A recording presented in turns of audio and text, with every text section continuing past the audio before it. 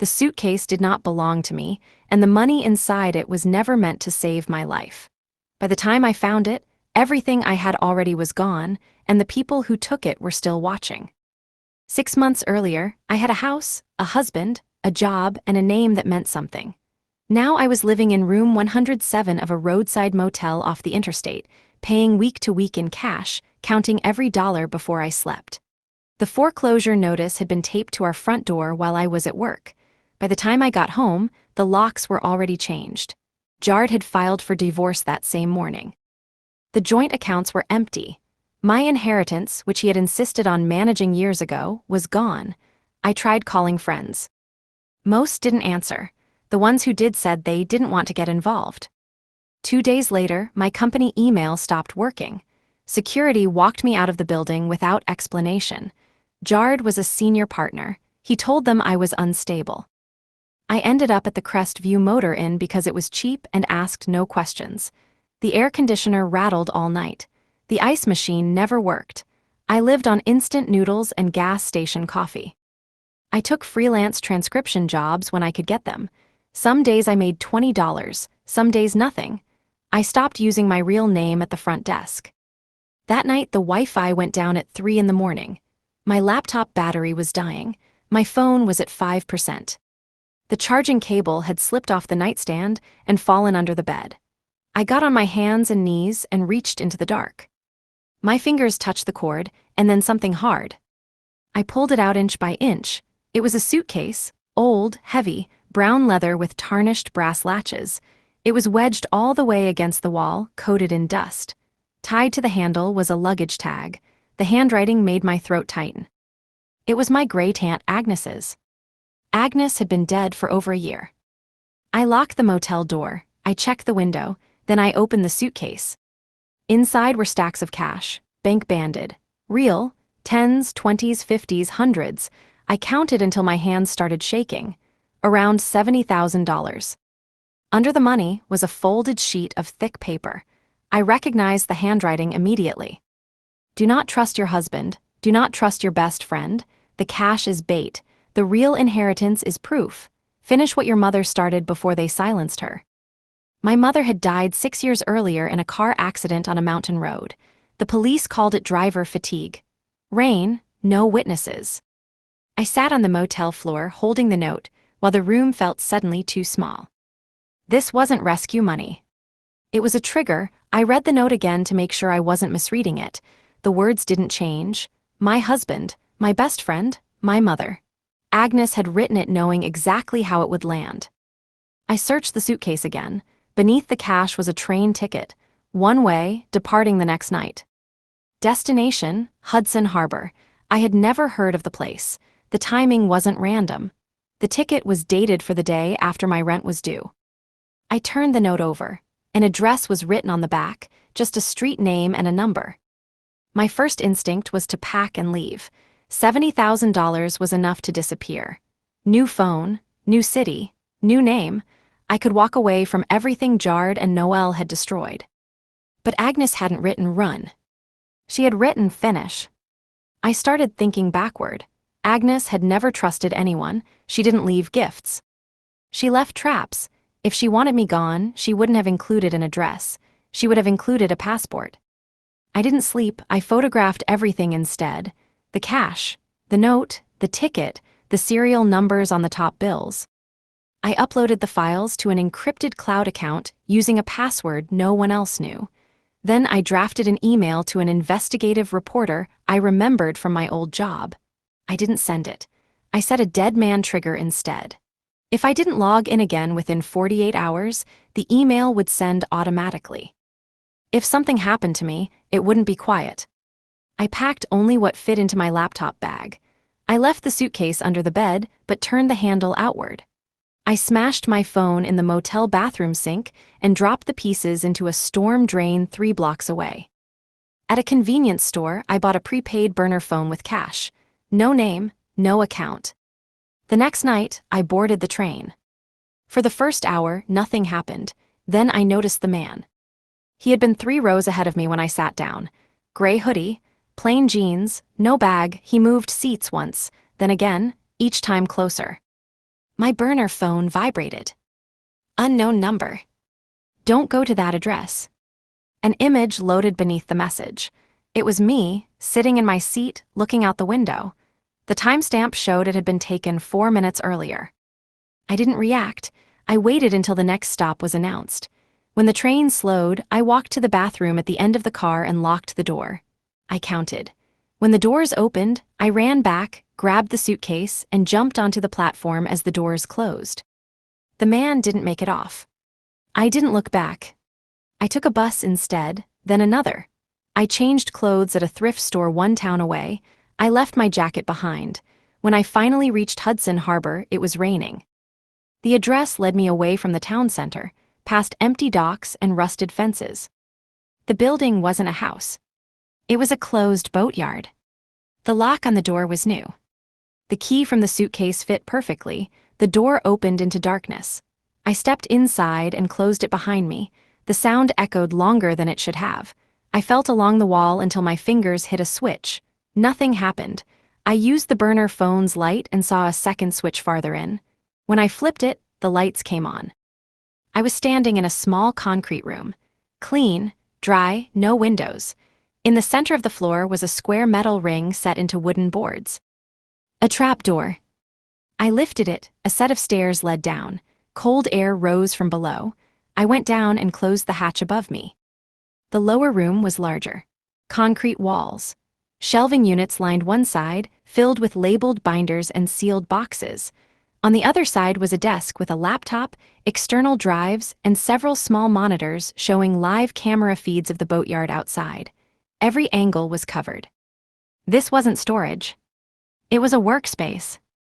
On the desk was a yellow note in Agnes's handwriting. Watch the video first. I opened the laptop. It powered on without a password. One file sat on the desktop. Start.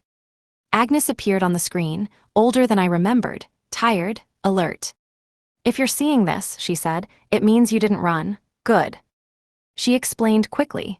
My mother had worked as a risk analyst for Helios Biologics. She had found a pattern in their trial data that didn't match the summaries being sent to regulators. She flagged it. She refused to sign off. Helios didn't fix the problem. They buried it. Agnes paused before continuing. They didn't fire her, she said. They removed her. The video cut to a chart. Names, companies, dates. At the center was Helios. Branching out were shell firms, law offices, and private security contractors. Then Agnes showed me the box labeled Crisis Coordination. Inside it were 3 names. Jared Butler. Noel Garner. 2 others I didn't recognize.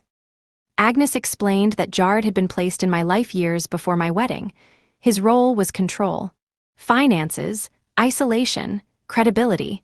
Noel's role was surveillance, emotional access, reporting. They were paid monthly, Agnes said, until you stopped being useful. The video ended with one instruction. The red drive holds the data your mother saved. Don't plug it into anything unless you're ready. I sat there for a long time without moving. Then I heard a sound from one of the monitors. A car slowing near the gate. Black sedan, tinted windows. The same one from the diner. I shut the laptop. I took the red USB drive from the desk and put it in my pocket. Then I pulled out the burner phone and dialed the number Agnes had taped beneath the desk. Mid-Atlantic Trust. When the operator answered, I gave my name. There was a pause. Then the voice changed. We've been waiting for you. The man on the phone didn't ask me to repeat my name. He asked for a code. I gave it to him, my mother's old employee number. Another pause. You are now verified, he said. Your account is active. You are under duress, correct? Yes. Then listen carefully.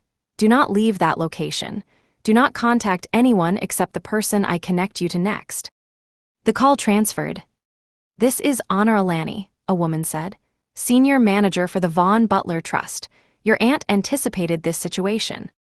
She told me the trust was funded years earlier. Quietly, it had been designed for legal action, security, and data protection. The money in the suitcase was not the asset, it was transport. Are you being followed right now? She asked. Yes. Then we proceed immediately. She connected me to Darla Keene. Darla didn't introduce herself, she asked one question. Do you have proofs?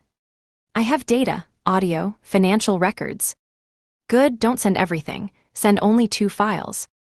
She told me which ones, I uploaded them from the bunker system, encrypted, timed. Now listen, Darla said. They will try to reach you before dawn. If they can't scare you, they'll offer you money.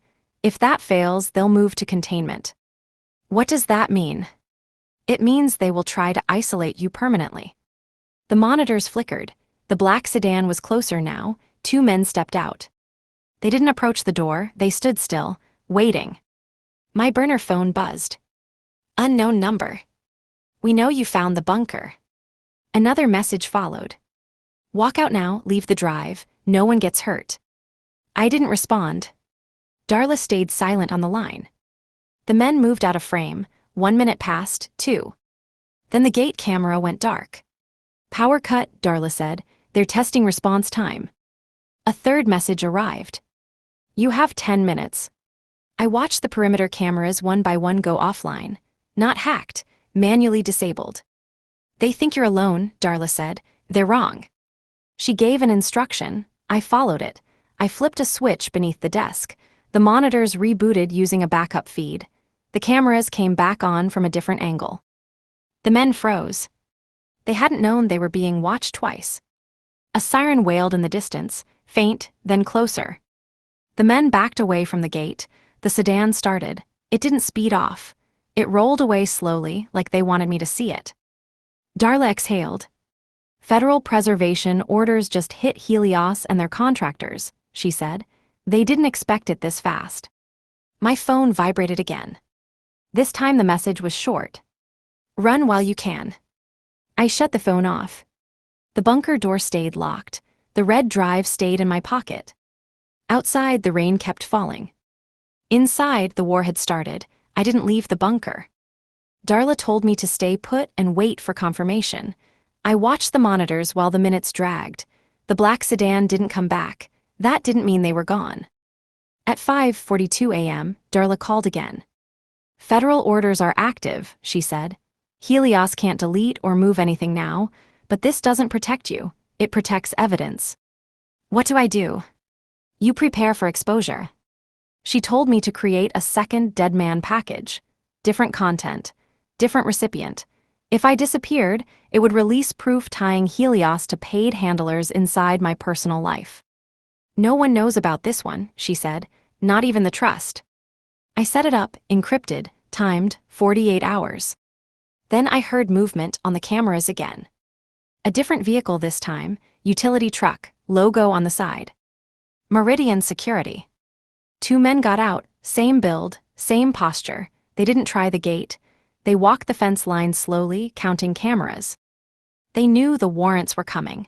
They were deciding whether to risk it. Darla stayed quiet. 1 man stopped near the door. He pulled out a phone and spoke into it.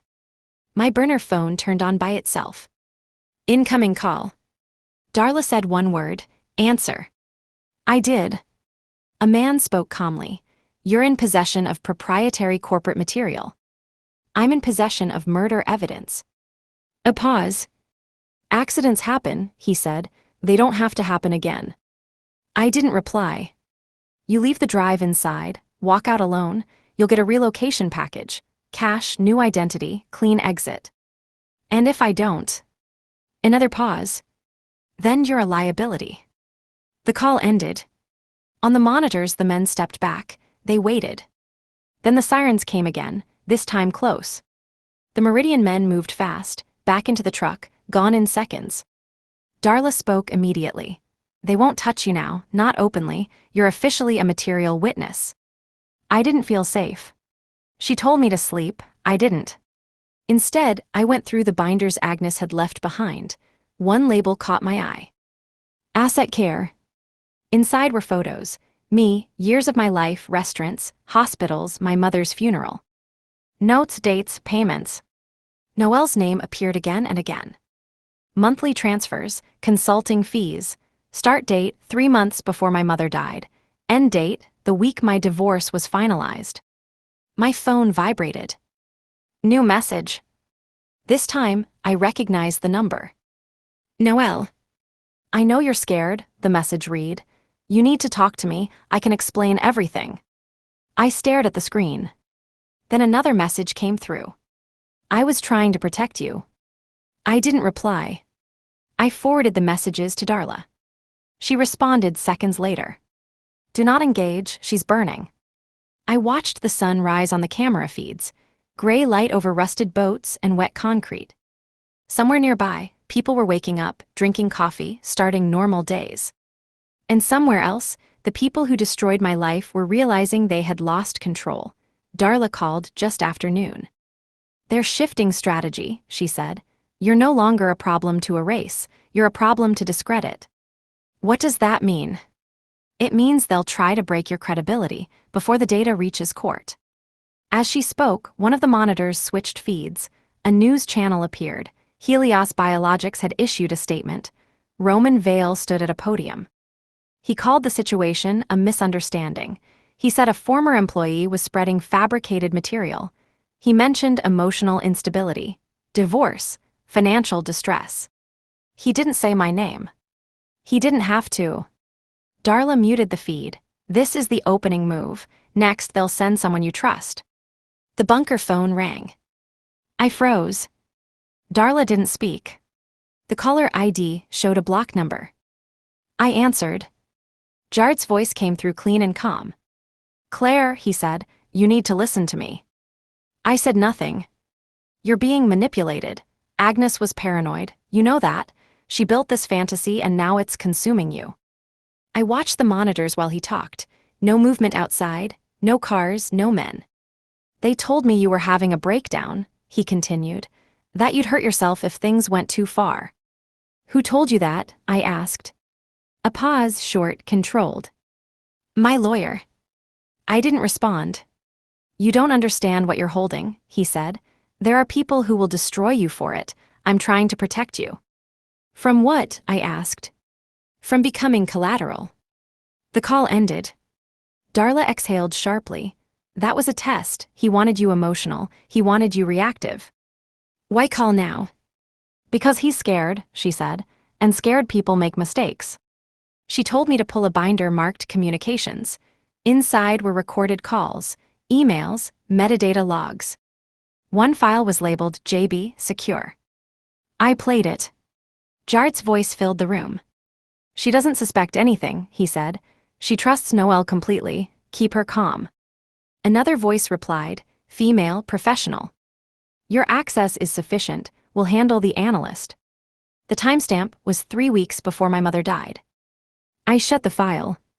Darla spoke quietly. We move next. She explained the plan. Controlled exposure. One leak, just enough to trigger federal action without revealing the full archive. Once the warrants hit, she said, they won't be hunting you anymore. They'll be hunting each other. My burner phone vibrated again. New message.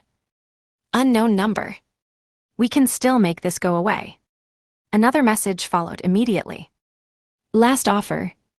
Attached was a photo. Jard sitting at a table, papers in front of him, a pen in his hand. The caption read, he's ready to sign. Darla didn't hesitate. Good, she said, now we know where he is. She ended the call. 5 minutes later, sirens appeared on the monitors again. This time, they weren't passing by. They stopped. The sirens didn't belong to Helios. They stopped 2 blocks from the boatyard. I watched the monitors as 3 unmarked vehicles pulled in. Men stepped out wearing windbreakers, federal badges. Darla came back on the line. Do not open the door until they say the phrase. What phrase? Asset verified. The men moved fast. They didn't look around. They went straight to the main building. One of them knocked once, hard. Asset verified, a voice said. I opened the door. They didn't introduce themselves. They moved past me, checking corners, sweeping rooms. One of them locked the outer gate. Another took position near the stairs.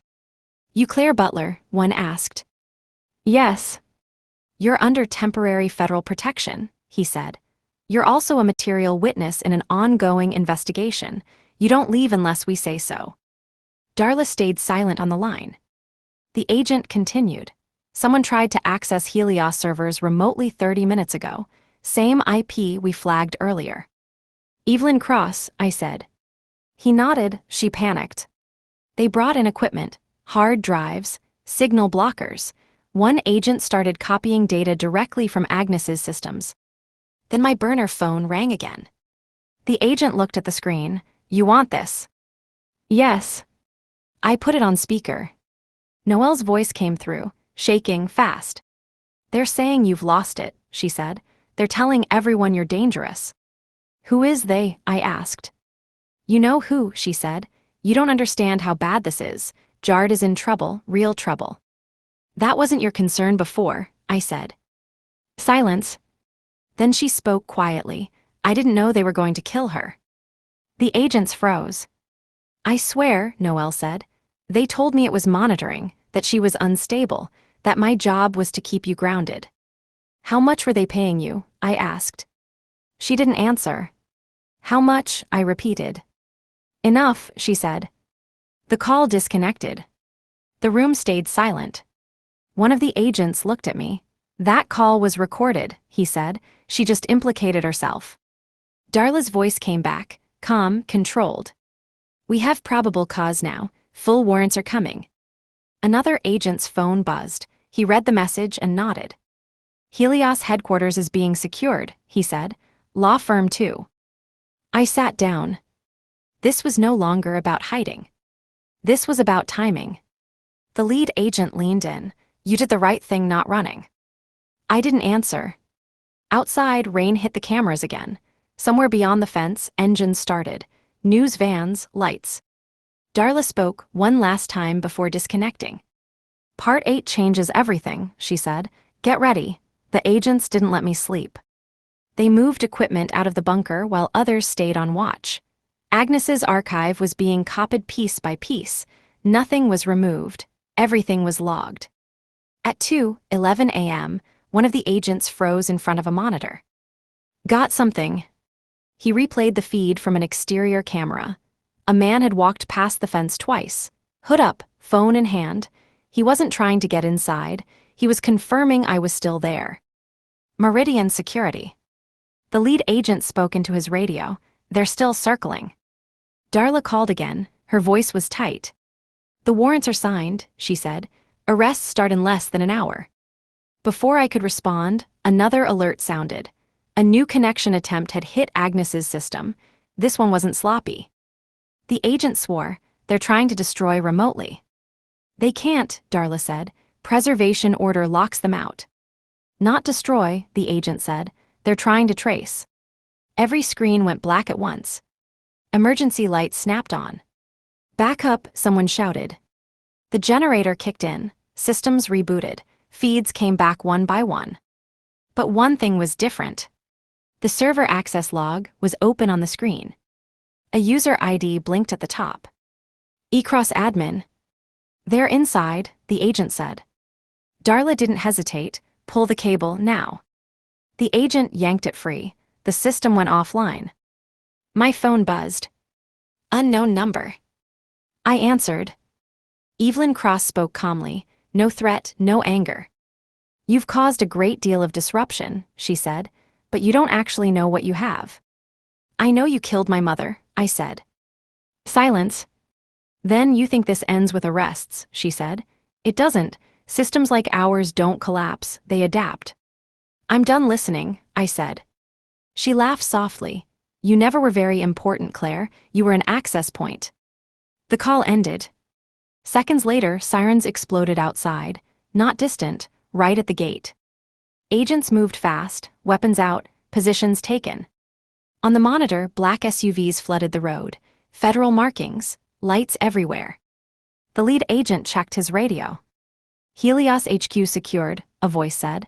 Law firm secured, primary targets in custody. Another voice cut in. We have Jard Butler.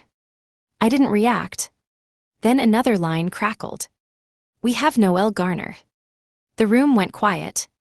Darla spoke softly. It's done, the first layer is finished. What about Evelyn? I asked. A pause. She didn't wait, Darla said. She tried to run. The agent looked at his screen. Vehicle stopped, he said. One detained. I closed my eyes for the first time in days. This wasn't relief. It was the moment before impact. They brought Evelyn Cross in just before dawn. I didn't see her in person. I watched her on one of the monitors as agents escorted her from a vehicle. Calm, composed, no resistance, she didn't look at the cameras. Darla stayed on the line. She won't talk, she said. Not yet. She thinks this is still containable. What about Jard? I asked. He's asking for a deal. That didn't surprise me. At 7:30 a.m., federal agents returned to the bunker with sealed evidence cases. One of them placed a small red item on the desk. The USB drive. This is next, the agent said. Darla went quiet for a moment, then, all right, plug it in. I did. The screen filled with files, hundreds of them, trial data, internal emails, audit reports, versions stacked against each other. An agent pointed, this is the original dataset. Another clicked a second file, and this is what Helios submitted. They weren't summaries, they were altered records, fields rewritten, adverse events downgraded, entire rows deleted. This wasn't negligence, the agent said. This was manual manipulation. Darla spoke, run the timestamps. The agent did. Every change occurred between 1:48 and 2:17 a.m. over a period of 3 weeks. Same user ID, same external IP address. Evelyn Cross. A second agent opened another folder, audio files. One was already flagged. Play it, Darla said. The room filled with static, then a man's voice. If the analyst doesn't cooperate, stage it. Rain, curve, no witnesses. No names, no emotion. But everyone in the room knew exactly who it was about. The agent stopped the recording. That's murder conspiracy, he said, not just fraud. Another call came through on Darla's line. She listened, then smiled once. Grand jury convened, she said. Charges are stacking. I leaned back in the chair. This wasn't over. The lead agent turned to me. You're being relocated. Where? For now, nowhere public. Before I could respond, my burner phone buzzed again. Jard. The agent looked at me. Your call. I answered. Jard didn't pretend anymore. You think you've won, he said. You don't understand how many people are tied to this. I understand enough, I said. They will burn you, he said. I can still help you. I know where the rest is. What rest? The money, the judge, the offshore accounts. Too late, I said.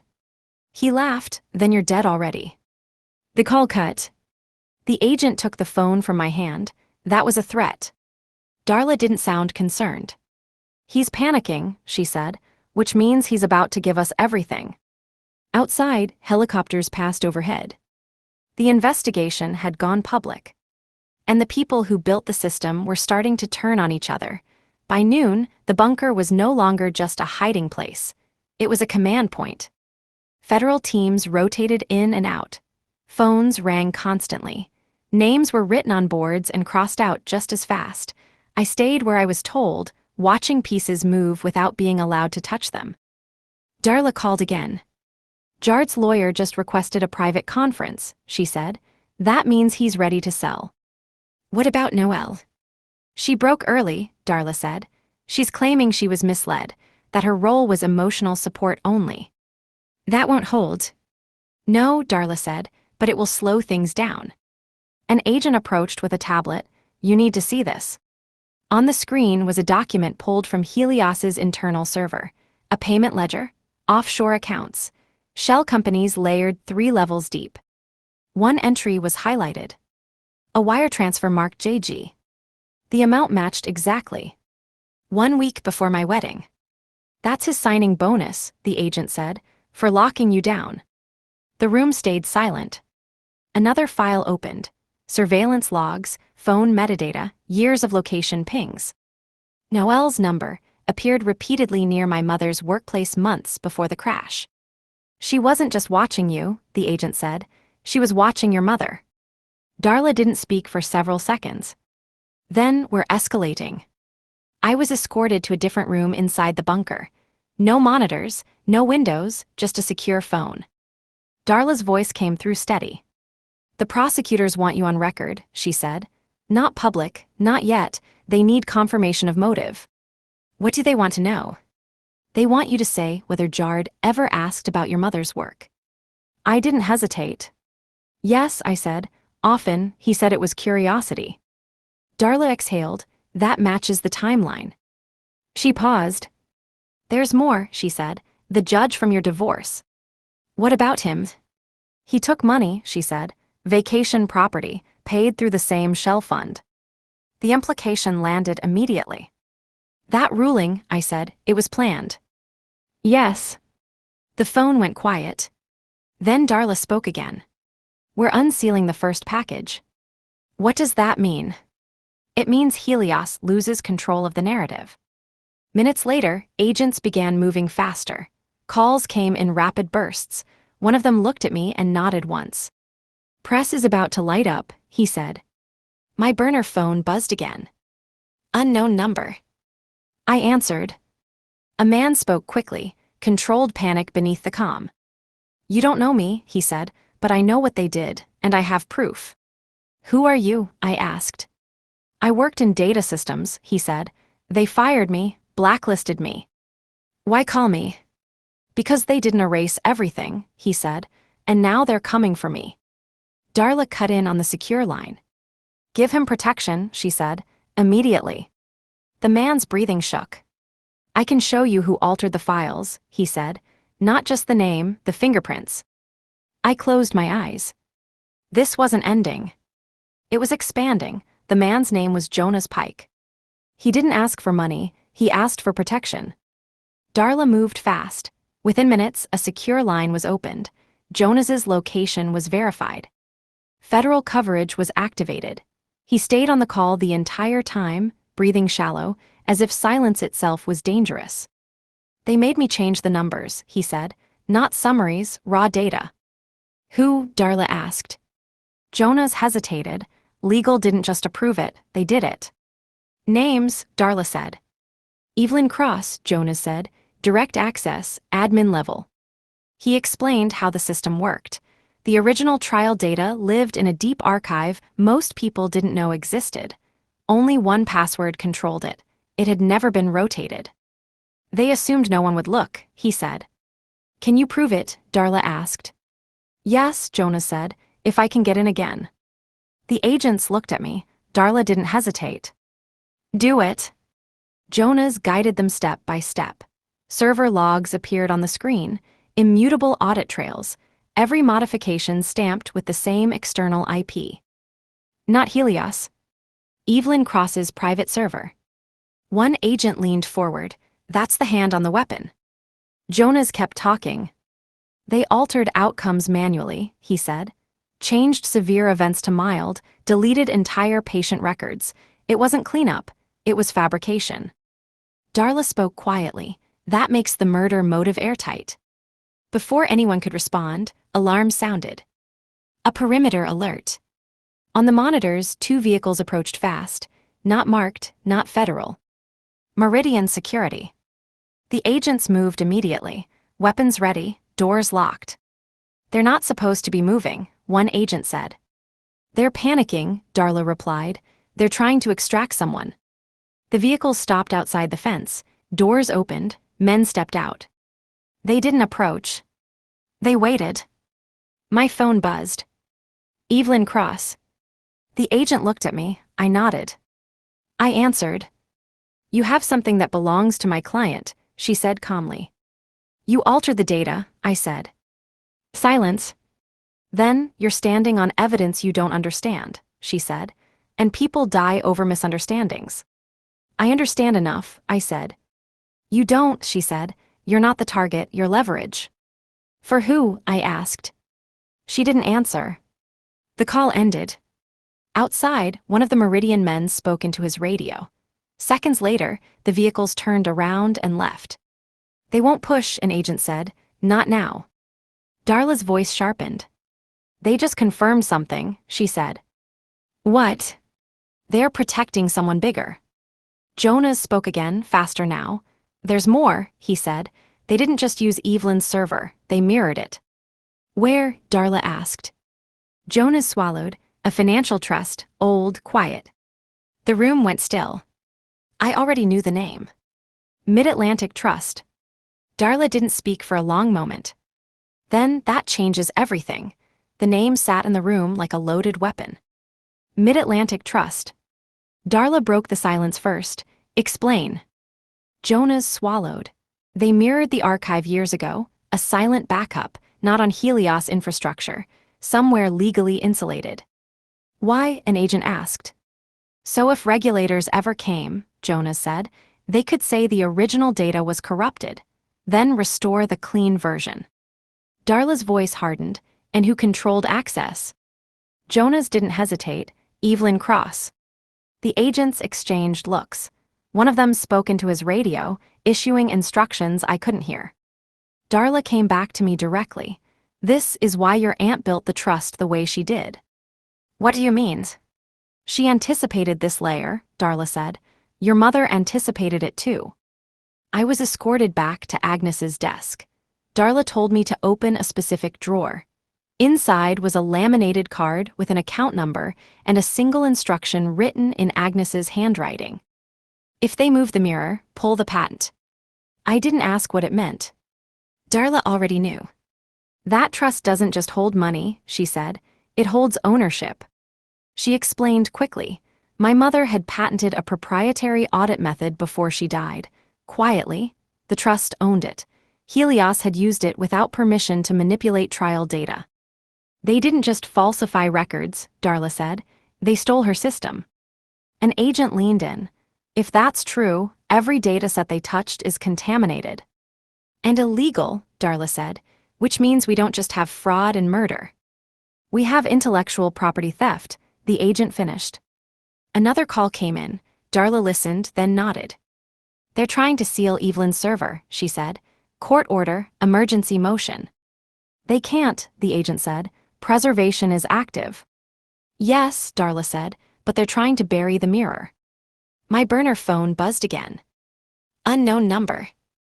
The agent raised an eyebrow. I answered. A man spoke fast, nervous. They're telling people to destroy backups, he said. They think the trust can't be touched. Who are you? I asked. Doesn't matter, he said, but if you pull the patent, they're finished. The call ended. Darla exhaled slowly. They just confirmed it. Confirmed what? I asked. That they're terrified of the patent, she said. More than prison. She gave instructions. Papers were drafted, filings prepared, emergency motions assembled. This move exposes everything, she said. Once it's public, there's no undo. Outside the bunker, engines returned. Not security this time, media vans, satellite trucks. The story was leaking.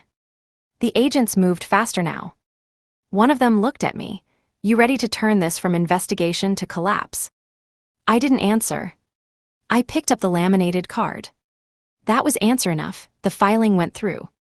Once the patent claim was activated, everything shifted. Phones that had been silent started ringing nonstop. Agents stopped whispering. Orders were given out loud. Darla stayed focused. Now they can't isolate this to one crime, she said. Every dataset Helios touched becomes evidence. What does that do to them? I asked. It multiplies the charges, she said. Fraud, theft, obstruction across jurisdictions. An agent stepped in. We just got confirmation. Helios executives are scrambling. Emergency board meeting. They won't save it, Darla said. They're just trying to decide who gets sacrificed. My phone buzzed again. Noelle. The agent looked at me. Up to you. I answered. Her voice was breaking, not calm anymore, not controlled. They told me I'd be protected, she said. They said none of this would come out. Who? I asked. You know who, she said. They said your mother was dangerous, that she wouldn't stop digging. I stayed silent. They said Jard would keep you stable, she continued.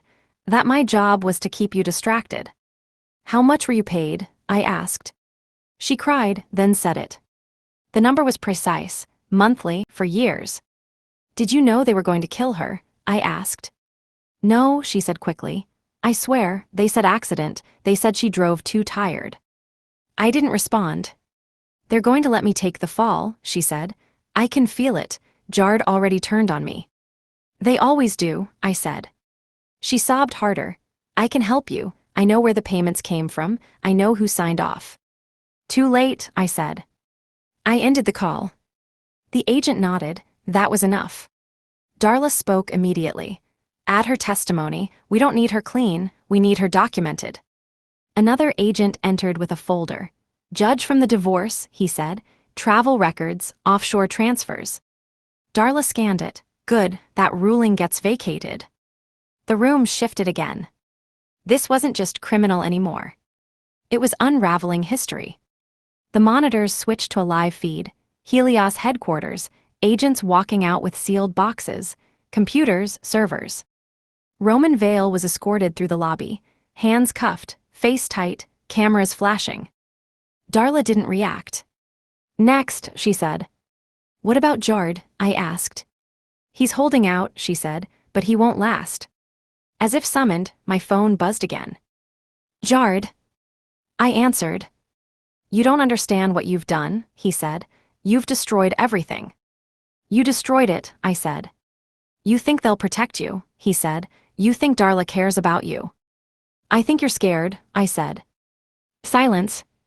Then his voice dropped. They promised me immunity. I didn't speak. They lied, he said quietly. I ended the call.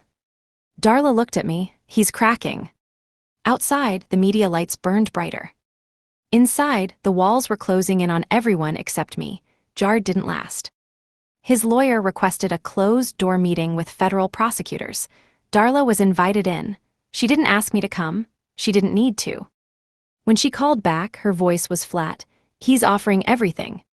What does that mean? I asked. It means he's ready to confess, she said, but only if he thinks it saves him. An agent slid a document across the desk toward me. We recovered this from his office. It was a memo, internal, not signed, but the language was unmistakable. Target stability maintained, asset compliant, monitoring successful. My name was not writ anywhere. It didn't need to be. Darla returned to the call. He claims he never ordered the accident, she said. He says he just passed information upward. And you believe him? I asked. No, she said, but I believe he knows who did. The door behind me opened. Another agent entered, holding a tablet. We pulled archived call metadata, he said. Prepaid phones, burner routing. He tapped the screen. A web of calls appeared. Jard's number intersected repeatedly with two others. One belonged to Noel. The other was registered to a shell company. Meridian Security. The agent zoomed in. This call happened days before your mother's crash. The line extended outward. From Meridian, he said, to Evelyn Cross. Darla didn't speak for several seconds. That's coordination, she said finally, not reaction. Another message hit my phone. Jard again. I answered. I told them what they wanted, he said. I gave them names. Did you tell them about the money? I asked. A pause. Yes. Did you tell them you married me for it? Silence. They already knew, he said quietly. The line went dead. The agent took the phone. That call's logged. Darla spoke again. We're bringing Noel in front of a grand jury. What about Evelyn? I asked. She's denying everything, Darla said. She's claiming attorney privilege. That won't work, the agent said. Not with what we have. Another file opened on the screen. Security footage, a parking garage, a woman stepping into a car. Evelyn Cross. The agent pointed. That's the same night the server modifications began. Darla exhaled slowly. That's intent. The room shifted again. Phones rang, orders changed. An agent looked at me. They're moving witnesses. Who? I asked. Former Helios staff, he said. People who stayed quiet. Darla's tone sharpened. We don't wait. What do we do? I asked. We force testimony, she said. One witness changes everything. Another call came in. This one wasn't from Jard. or Noelle, or Evelyn. A blocked number. I answered. A man spoke, low and rushed. They told me to destroy files, he said. I didn't. Who are you? I asked. QA team, he said. Orly's project. My grip tightened. I have copies, he said, and I want immunity. Darla cut in instantly. Bring him in. The line went dead. The agent looked at me. That's the breach. Outside, the media noise grew louder. Inside, the system started breaking itself apart. The QA witness didn't come alone. Federal vehicles brought him in through the secured gate. He wouldn't look at the cameras. He kept his hands folded like he was afraid they'd shake. Darla joined by secure line. You're protected, she said, but only if you tell the truth. He nodded once. They told us the data was already fixed, he said, that our job was to confirm compliance. Who told you? An agent asked. Legal, he said, Evelyn's office. He slid a flash drive across the table. These are the backups they missed. Agents moved immediately. Files opened. Screens filled. 2 versions of the same report appeared side by side. One showed severe neurological damage. The other showed mild irritation. They didn't just delete data, the agent said. They rewrote outcomes. The QA witness leaned forward. I saw them do it, he said. Not technicians, lawyers. Darla exhaled slowly. Say that again. They logged in remotely, he said. From a private server, same one every time. An agent pulled up the server logs Jonas had traced earlier. The same IP appeared. Evelyn Cross. The room went quiet. Then another agent spoke. We just got confirmation. Of what? Darla asked. Evelyn tried to move funds, he said. Trust accounts, shell corporations. She's trying to buy distance, Darla said. She knows it's closing. My phone buzzed again. Blocked number. I answered. Evelyn's voice came through, strained but controlled. You should stop, she said. This is bigger than you. You said that already, I replied. You think the trust protects you, she said. It doesn't. I think the truth does, I said. She laughed softly. Truth is flexible. The call ended. An agent looked at me. That was a mistake on her part. Why? I asked. She just violated the no-contact order, he said, and we logged it. Darla's voice sharpened. Add obstruction. Another alert sounded. Live feed. Noelle was being escorted into a courthouse. Cameras everywhere. She looked small, broken. She's flipped, an agent said. Full cooperation. Darla nodded. Good. She'll confirm surveillance, payments, emotional manipulation. And Jard? I asked. He's panicking, Darla said. He just realized immunity was never on the table. The QA witness stood. They told us to destroy everything, he said. When we didn't, they said accidents happen. That sentence hung in the air. An agent closed the file. That's it. What? I asked. That's the line, he said. From fraud to murder conspiracy. Darla didn't smile. She didn't celebrate. She said one thing. We're done waiting. Outside, helicopters passed low. Inside, arrest warrants printed. And for the first time since this started, no one was asking whether this would hold. They were asking how far it would go. The warrants executed all at once. Agents moved on multiple locations. Helios offices, law firms, private residences, no delays, no warnings.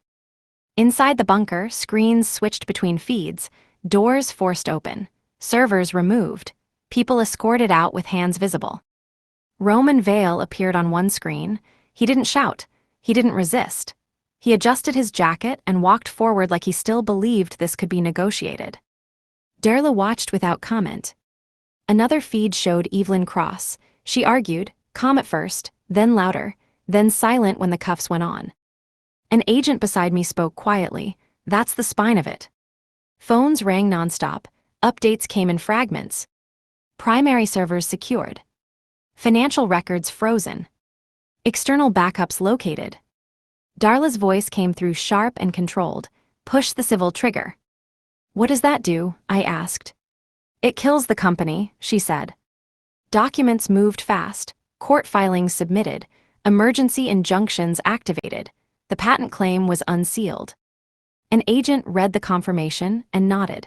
Helios just lost rights to their flagship drug. Another voice cut in. Stock trading halted. The screens changed again. News anchors spoke urgently. Graphics flashed. Headlines scrolled faster than they could be read. Helios Biologics. Federal investigation. Data falsification. Murder probe. Roman Vale's image filled the screen again, this time from a different angle, backseat of a vehicle, head down. Darla exhaled slowly. That's public collapse. My phone buzzed again. Jard. The agent looked at me. Your choice. I answered. They lied to me, he said immediately. They promised I'd be safe. You promised to protect me, I said. That was different, he said. I didn't think it would go this far. You knew, I said. Silence. They said it was necessary, he whispered. The call disconnected. The agent took the phone. That's enough. Another update came in. Judge from the divorce is detained. I closed my eyes briefly. Darla spoke again. The ruling gets vacated. All asset transfers reversed. An agent nodded. Property restored. The bunker wasn't quiet anymore. It was controlled chaos. Then a new alert appeared. Witness relocation requested. Who? Darla asked. Jonas Pike, the agent said, and 2 others. Do it, Darla said. No delays. The monitors showed vehicles leaving under escort. Lights off, no sirens. The people who had stayed silent for years were moving now. Darla's voice softened just once. Your mother would have wanted this exactly. I didn't answer. Outside, the rain finally stopped. Inside, the system that had protected itself for years was collapsing under its own weight. And it wasn't finished yet. The arrests didn't slow anything down. They accelerated it. Once Roman Vale and Evelyn Cross were in custody, everyone connected to them started talking at once. Not out of guilt, out of fear. Inside the bunker, new names appeared on the board. Executives, consultants, judges, security contractors. Each one tied by payments, emails, or calls. An agent approached with a fresh report. Jard's formally requesting a plea. Darla didn't look impressed. Too late. What's he offering now? I asked. Full cooperation, the agent said. Testimony against Vale, Cross, and Meridian. And Noelle? I asked. She already gave it, the agent said. She didn't wait. Another screen switched on. Court footage. Noelle sat at a table, wrapped in herself, answering questions. She didn't look up once. Darla spoke quietly. She confirmed everything. Surveillance, emotional manipulation, monthly payments, instructions to keep you distracted. I watched without reaction. Another alert came through. Internal Helios email recovered. The agent pulled it up. The subject line was simple. Witness adjustment. Inside was a short exchange. Evelyn Cross authorizing soft neutralization of an employee who raised concerns, relocation offer, audit threat, litigation pressure. And if that fails, an agent asked. Darla read the final line aloud. Escalate. The room went still. Another agent entered. We just got confirmation from the U.S. attorney. Darla turned. Say it. Grand jury is impaneled, he said. Multiple indictments incoming. On the monitors, Roman Vale appeared again, this time inside a courthouse hallway. No cameras allowed. No statements, just guards. My phone buzzed again. Unknown number. The agent looked at me. We're logging everything. I answered. A man spoke quickly, nervous, controlled. They're trying to settle, he said, through intermediaries. Who is this? I asked. Doesn't matter, he said. They're offering money, a lot. I stayed silent. They think if you disappear, this goes away, he said. The line cut. Darla didn't need an explanation. That means the civil case scares them more than prison. Another agent nodded. Patent claim just expanded. What does that mean? I asked. It means every dollar they made using your mother's method is now traceable, he said, and owed. Darla smiled once. That's annihilation. A final update came through. Divorce ruling officially vacated. The words landed cleanly. Another agent added, all asset freezes reversed, properties returned. I didn't react. Darla spoke again, next phase starts now. What's next? I asked. Trial, she said, and exposure. Outside, the media noise reached a constant roar. Inside, the walls were closing in on everyone who had thought they were untouchable. And none of them were safe anymore. The trial didn't start quietly. Before the first witness was sworn in, documents leaked. Not summaries, originals, emails, audio, server logs, the kind of material that didn't need interpretation.